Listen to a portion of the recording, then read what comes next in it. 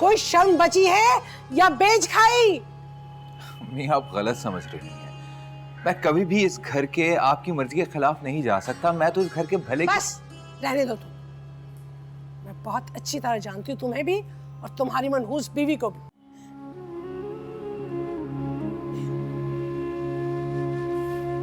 इस पर रोने वाली क्या बात है यार? सारे झूठ मेरे मुंह से गलवा दिए ताकि बाद में सारे इल्जाम मेरे सर पे डाल दिए जाए। बहुत अच्छी तरह जानती हूँ कि वो खुद क्यों नहीं गई। क्या मतलब क्यों नहीं गई? इसलिए नहीं गई ताकि कल को वो मुझे झूठा साबित कर सके। राहील अगर वो मेरी देवरानी बनेगी तो जिंदगी भर मुझसे नफरत करेगी। अच्छा भला ठीक तो थी अम्मी, अचानक से उनकी तबीयत खराब हो गई। अब देखिए फिर ठीक है वो। अच्छा तुम फिक्र नहीं करो, कुछ नहीं होगा ऐसा। क्या नहीं होगा? उन्होंने भी रिश्ते के लिए किसी हद तक हामी भरी।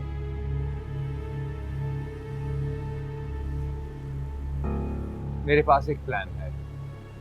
मैंने अपने दोस्त से मशवरा किया था, उसने मुझे कहा है कि मैं लड़की वालों को जाकर सब कुछ सच सच बता दूं कि मेरे भाई की असलियत क्या है, हमारी हैसियत क्या, औकात क्या है। उसके बाद उनकी मर्जी है वो शादी करें या ना करें। राहील लेकिन वो लोग तो यही सोचेंगे ना कि बीवी ने आके झूठ बोला और उसका शौहर सच बोल रहा है।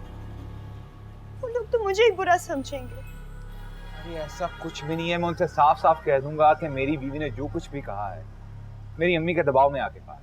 तुम फिक्र नहीं करो। शाबाश है भाई, मेरा ख्याल बिल्कुल ठीक था। तो है आप पर माँ और भाई से ज्यादा आपको इस बीवी की परवाह है। अभी जाती हूँ को पास।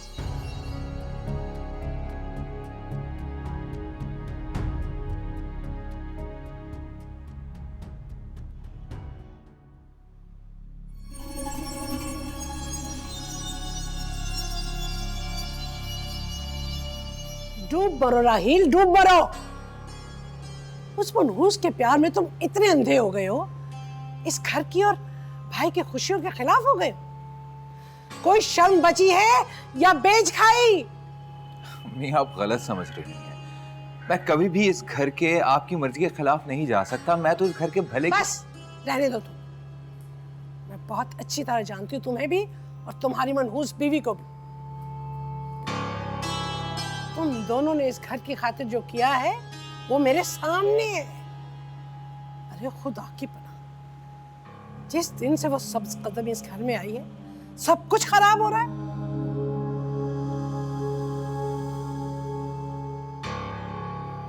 इस मनहूस के आते ही तुम्हारा बाप इस घर से तो क्या इस दुनिया से ही चला गया। हमें इसमें उसका क्या कसूर? ये अल्लाह की मर्जी है। अम्मा ये कभी नहीं मानेंगे। अगर मानना होता ना तो उसी वक्त मान जाते जब उस मनहूस की वजह से एक्सीडेंट में टांग टूटने पर इनकी नौकरी चली गई थी और साथ गाड़ी भी। और तुम्हारी तलाक भी तो उस मनहूस के इस घर में आने के बाद ही हुई थी ना। और क्या क्या गिनवाऊं मैं? मगर फायदा ही क्या है इस सब का गिनवाने का? तुम मानोगे थोड़ी। पता नहीं कहां से उस कमबख्त को लाके हमारे माथे मार दिया। अम्मी ऐसा कहीं भी किसी के साथ भी हो सकता है। आप तो सारे इल्जाम उसके सर पे डाले जा रही हैं। देखा अम्मी, मैंने कहा था ना ये कभी भी नहीं मानेंगे। आंखों पर से प्यार की पट्टी हटे तो कुछ नजर आए ना। मेरे भाई, घर की खुशहाली या बदहाली में ना औरत का बहुत बड़ा हाथ होता है। एक नजर कौसर के घर में देखे अम्मा, खुदा की कसम जब से घर आई है वो तो लोग निहाल हो गए। बस बस, अब इस फजूल बहस को रहने दो, कोई फायदा नहीं है। लेकिन मैं तुम्हें एक बात बता दूं, अगर किसी भी वजह से ये रिश्ता टूटा तो मैं तुम्हें कभी माफ नहीं करूंगी। सुना तुमने?